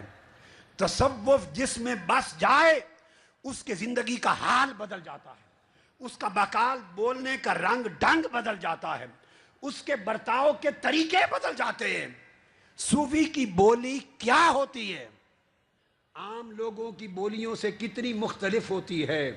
اس کی ایک مثال دیتا ہوں تاریخ کی۔ جب تاتاریوں نے، چنگیز خان اور ہلاکو خان کی فوجوں نے بغداد کو تاخت و تاراج کر دیا، ہزاروں گردنیں اڑا دی، خون بہا دیے، اس وقت اس ہلاکو خان کی اولاد کا ایک شخص تگودار خان، وہ شکار کر کے آ رہا تھا۔ ایک صوفی شیخ جلال الدین، ایک صوفی سیدنا غوث العظم کے فقیر، وہ اس کے محل کے سامنے کھڑے، ایک صوفی۔ اس نے چاہا کہ اس کی گردن بھی اڑا دوں، اور بہانہ تلاش کیا، بہانہ، اور بہانہ جب تلاش کیا تو اس صوفی سے پوچھا، بولو تمہاری داڑھی اچھی ہے، داڑھی، یا میرے کتے کی دم اچھی ہے؟ اب یہ سوال اگر کسی خشک اور انتہا پسند ملا سے کر دیں تو وہ تو سر پھوڑ دے گا آپ کا، بس سنت کی بے عزتی کی، بے ادبی کی ہے تو اس کی تو کوئی معافی نہیں ہے۔ مگر رنگ ڈھنگ الگ ہو جاتے ہیں، بات کرنے کے طریقے بدل جاتے ہیں، فہم اور مقال بدل جاتا ہے۔ کوئی اور ہوتا تو جھگڑا ہوتا اور شہید ہو جاتا، شہید ہو جاتا۔ مگر اس نے پوچھا، ہے بتا ہے مسلم صوفی، تمہاری داڑھی اچھی ہے یا میرے کتے کی دم؟ تو معلوم ہے صوفی نے کیا جواب دیا، غوث پاک کا فقیر صوفی کیا جواب دیا؟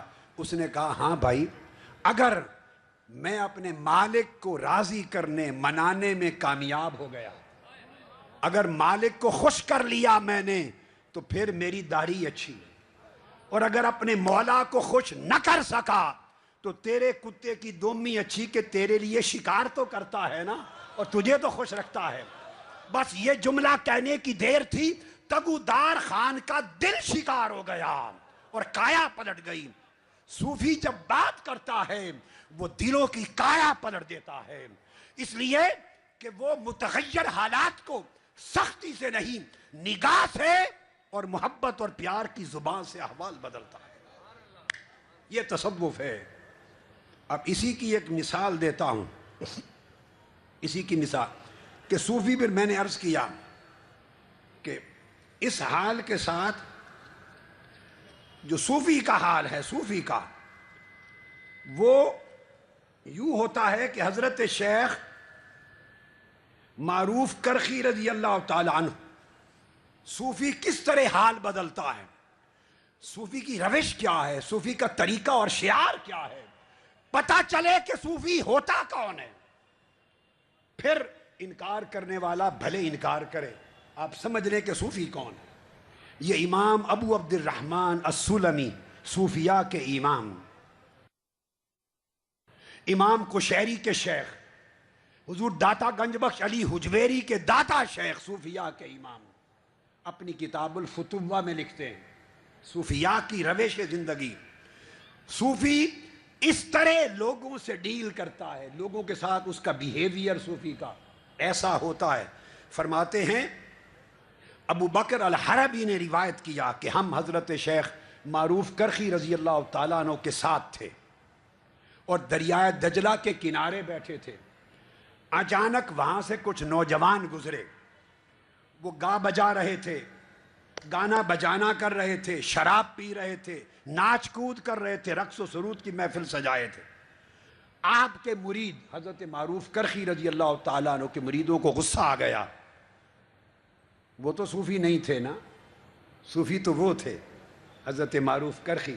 غصہ آ گیا، غصہ آ کر وہ کہنے لگے حضرت ہاتھ اٹھا کر ان ظالموں کے لیے بد دعا کیجئے، یہ نوجوان گا رہے ہیں، بجا رہے ہیں، شراب پی رہے ہیں، ناچ گانا کرتے ہیں آپ کے سامنے، انہیں ادب اور حیا نہیں، بد دعا کیجئے۔ انہوں نے یہ کہا، حضرت معروف کرخی نے رفع یدہ الی السماء، اپنے ہاتھ اٹھا لیے اور ہاتھ اٹھا کر دعا کی۔ کیا کہا؟ کہا الہی و سیدی اسألک ان تفرحہم فی الآخرہ کما فرحتہم فی الدنیا، اے میرے مولا، میرے مالک، ان کو آخرت میں بھی اسی طرح خوش رکھنا جس طرح دنیا میں خوش رکھا ہوا ہے۔ صوفی نے یہ کہہ دیا، انہیں آخرت میں بھی اسی طرح خوش رکھنا جیسے یہاں دنیا میں خوش ہیں۔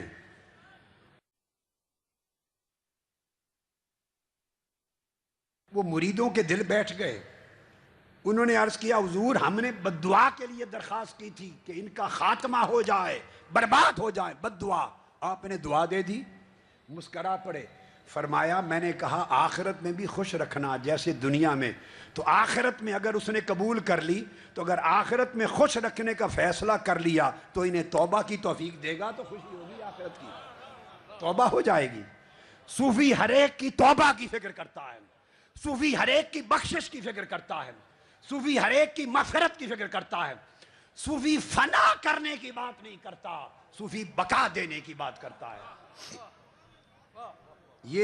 یہ تو تھا حضرت شیخ معروف کرخی کا حال۔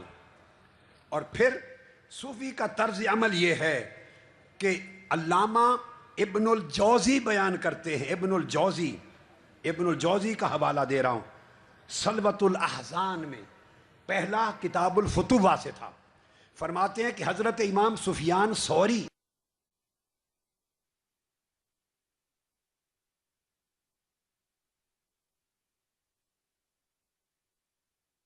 رضی اللہ تعالیٰ عنہ، امام صوفیاء، امام اعظم کے ساتھی،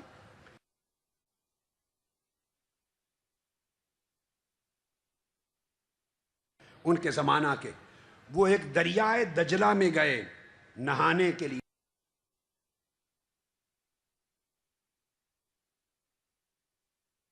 یہ جمعہ کا دن تھا، غسل کے لیے کپڑے اتار کے رکھے، غسل لینے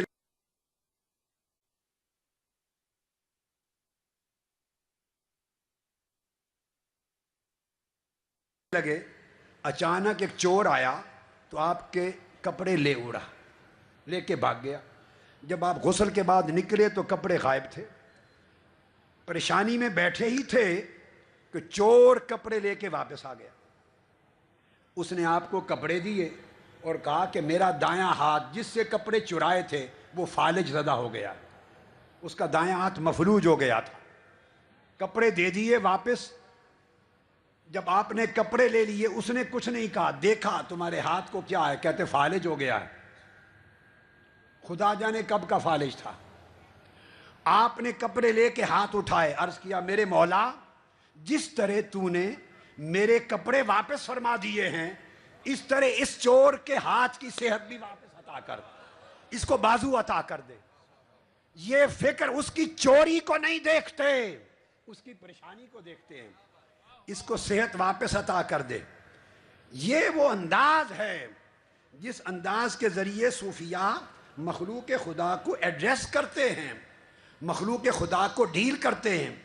ان کا بولنا بھی جدا، ان کا کرنا بھی جدا، ان کا ہر معاملہ جدا۔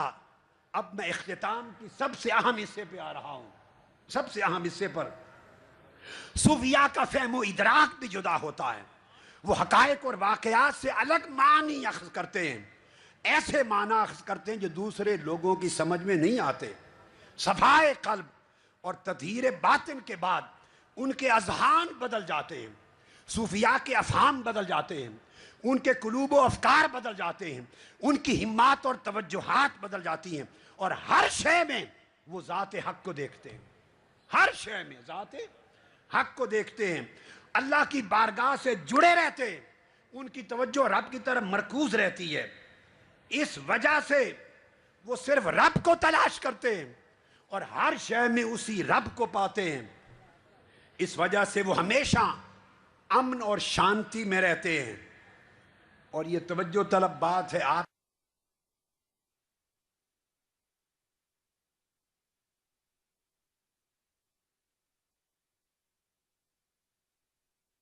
کی زبان میں کہہ رہا ہوں، آپ کی زبان میں، غیر کے دھیان، غیر کا دھیان دل میں غبار لاتا ہے، غیر کا دھیان دل میں غبار لاتا ہے۔ وہ اس غبار کو ختم کرتے ہیں۔ اگر غبار آ جائے تو دل میں آلودگی، غبار دل میں آلودگی لاتا ہے، آلودگی لاتا ہے۔ اور اس کے برعکس اگر مولا کا دھیان رہے اور غیر کا غبار نہ رہے تو اس سے سکون اور قرار آتا ہے دل کو، سکون اور قرار سے بندے میں سدھار آتا ہے، سدھار سے آسودگی آتی ہے، آسودگی ملے تو طبیعت میں اہنکار آتا ہے، آسودگی سے، صفائی سے اہنکار آتا ہے، اور اہنکار جب آتا ہے تو پھر وہ تکبر، انانیت آتی ہے۔ اور اگر آلودگی کی بجائے آسودگی آ جائے، دل میں رب کا پیار آ جائے تو پھر وہ اہنکار نہیں رہتا، پیار اور انکسار آتا ہے، پھر شانتی آتی ہے، اور انسان کا ویاوہار بدل جاتا ہے، ویاوہار بیہیویئر بدل جاتا ہے، بندے کا کردار بدل جاتا ہے۔ اور اگر خدا سے تعلق اور پیار نہ ہو، دل خدا سے نہ جڑے، تو پھر ویاوہار وہ بدل کر اہنکار کے ذریعے درویاوہار ہو جاتا ہے۔ اہنکار بندے کو درویاوہار دے دیتا ہے۔ ارے اگر تصوف آ جائے تو بندہ نیک ویاوہار کا مالک ہوتا ہے، اگر تصوف نکل جائے تو بندہ درویاوہار کا مالک ہوتا ہے۔ یہ وہ طریقہ ہے، یہ صوفی واد کا طریقہ ہے۔ صوفی واد پہ چلو گے تو پھر دہشت واد ختم ہوگی، آتنک واد ختم ہوگی۔ آتنک واد ختم کیے بغیر ذہن بدل نہیں سکتے، رویے بدل نہیں سکتے۔ آخری بات کر رہا ہوں صوفیاء کے احوال کی۔ صوفیاء ہر شے سے اپنے یار کو نکالتے، ہر آواز سے اپنے مولا کو دیکھتے سنتے ہیں۔ صوفیاء کا طریقہ یہ ہے کہ مولا علی شیر خدا رضی اللہ تعالی، امام ابن زروق المالکی نے لکھا کہ مولا علی شیر خدا کے ہمراہ کچھ اور صحابہ تھے۔ آپ نے ناقوس کی آواز سنی، ناقوس بج رہا ہے، ایک ساز کی آواز سنی۔ آپ نے فرمایا اتدرون ما یقول، تمہیں پتہ ہے یہ جو آواز ہے کیا کہہ رہی ہے؟ انہوں نے کہا معلوم نہیں، کسی کو سمجھ نہیں آئی۔ مولا علی المرتضیٰ نے فرمایا یہ کہہ رہا ہے سبحان اللہ حقا حقا ان المولا صمد یبقا۔ آواز ہر کوئی اس کو ساز سمجھ رہا ہے، مگر مولا علی کے کان اس کو یار کی آواز سمجھ رہا ہے۔ یہ ذہن کا، آواز کا، سننے کا، بولنے کا، بیہیو کرنے کا رنگ ڈھنگ بدل جائے، یہ تصوف کا کام ہے۔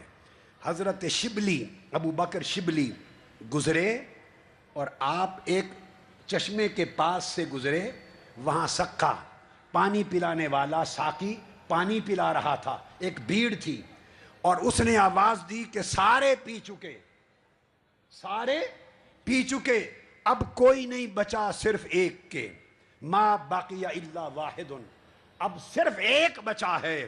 حضرت ابو بکر شبلی نے وہ بات کسی اور کی کر رہا تھا کہ صرف ایک رہ گیا ہے جس نے پانی پینا ہے، آپ نے سنا اب کوئی نہیں بچا صرف ایک کے، سن کر حضرت ابو بکر شبلی کی چیخ نکل گئی، وجد میں آ گئے، اور آپ نے کہا حل کان الا واحدا، ارے اگر کوئی نہیں بچا سوائے ایک کے، اس ایک کے سوا بھی کوئی تھا؟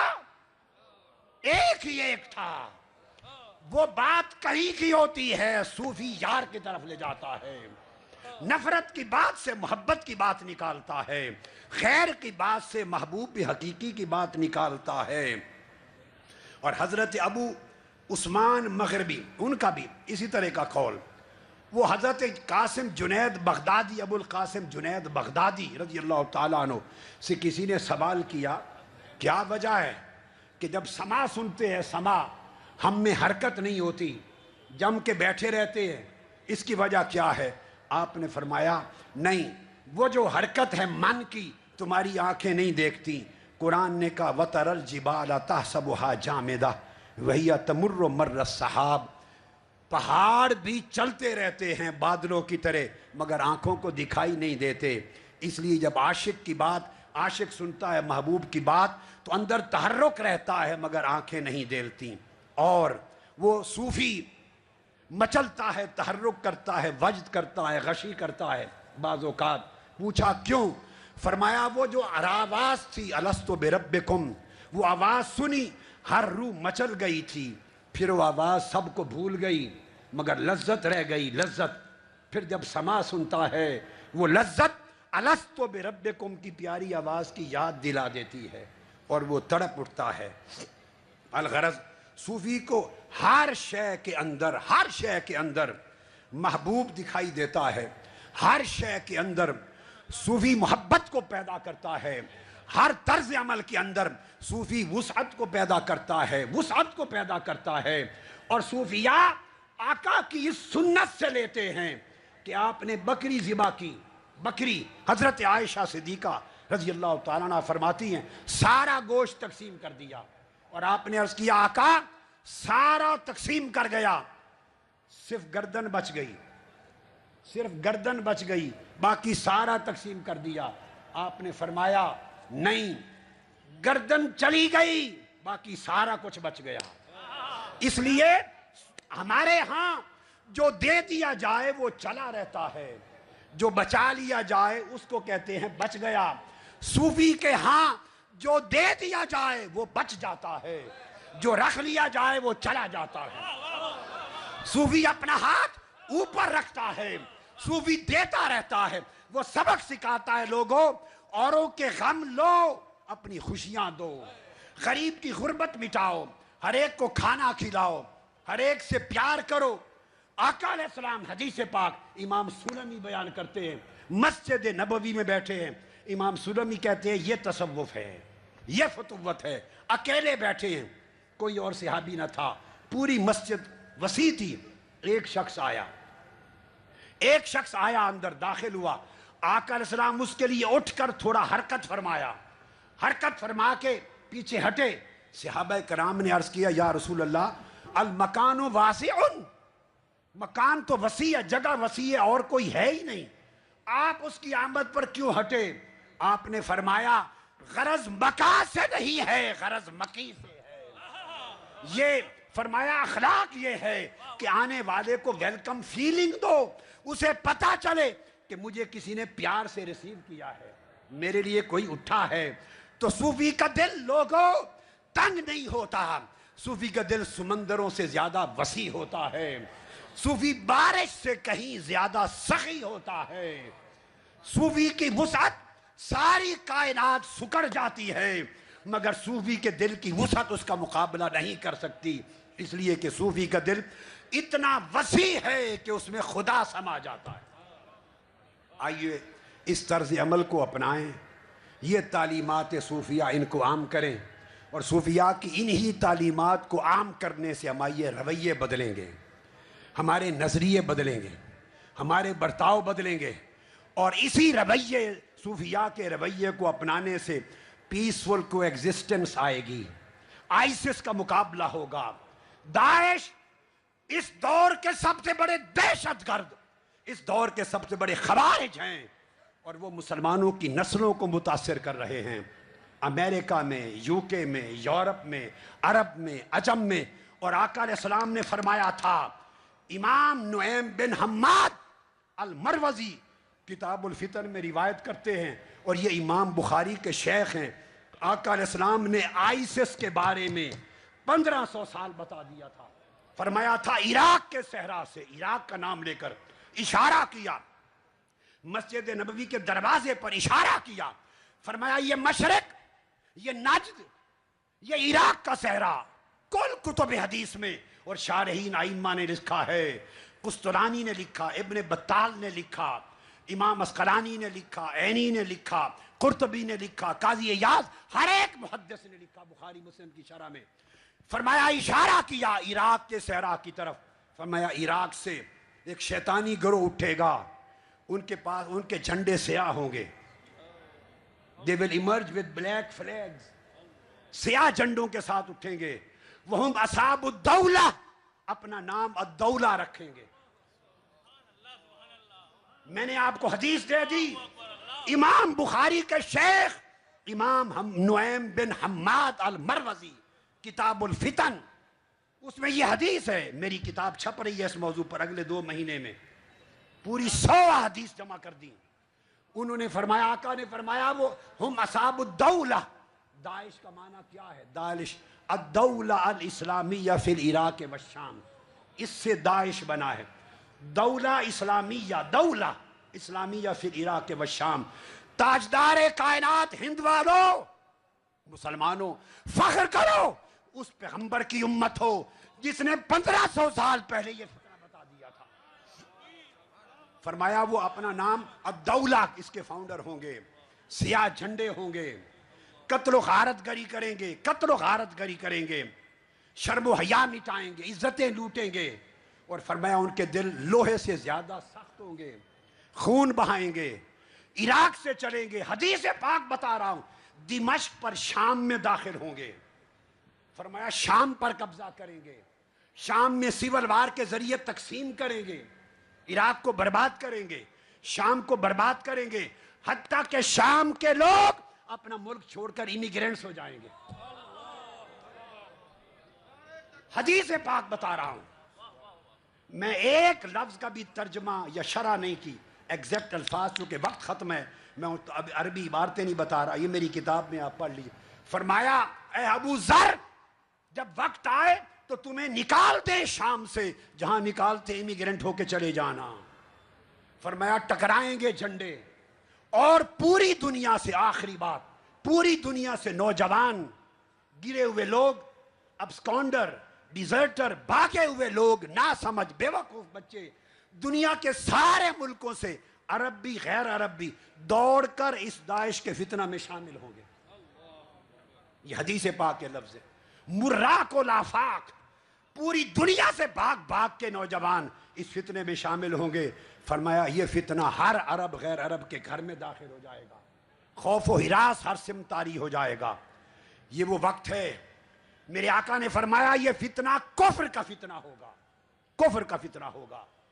ہم یہ اعلان کرتے ہیں آئیسس کا فتنہ کفر ہے، اس کا کوئی تعلق نہ اسلام سے ہے، نہ عالم اسلام کے ساتھ، اس کا کوئی تعلق امت مسلمہ کے ساتھ نہیں ہے۔ اس کے خلاف جنگ لڑ کر اس کی جڑوں تک کو کاٹ دینا یہ حکم محمدی ہے، یہ اسلام کی تعلیمات ہیں۔ ریاستیں ملیں، حکومتیں ملیں، اور مل کر یہ عالمی فتنہ ہے، اس عالمی فتنے کا خاتمہ کریں، اس پر مل جڑ کر ایک پالیسی اڈاپٹ کی جائے، تصوف کی تعلیمات کو عام کیا جائے، ذہن بدلنے کے لیے، دین کی اصل تعلیمات، امن کا تصور سمجھانے کے لیے پڑھائی جائیں، اور فتنے کا خاتمہ پوری قوت کے ساتھ ایک ہو کر کیا جائے۔ یہ انسانیت کی جنگ ہے، صرف اسلام کی نہیں، انسانیت کی جنگ ہے، عالم انسانیت کی جنگ ہے، تمام ممالک کی جنگ ہے، انسانی معاشروں کی جنگ ہے، اور ہمیں فتنہ دہشت گردی کے فتنے کو کچلنے کے لیے سب انسانیت کے طبقات کو ایک ہونا ہوگا۔ اللہ رب العزت ہمیں کامیابی اور کامرانی عطا کرے اور صوفیہ اور اولیاء کی تعلیمات کو عام کرے تاکہ لوگوں کے دل، رویے، نظریے بدلیں۔ اور آخر پہ پھر آل انڈیا مشائخ علماء بورڈ کو سب کو مبارکباد دیتا ہوں اور اس کے آگے نتائج کے حصول کی دعا کرتا ہوں۔ وما علینا الا البلاغ، والسلام علیکم ورحمۃ اللہ وبرکاتہ۔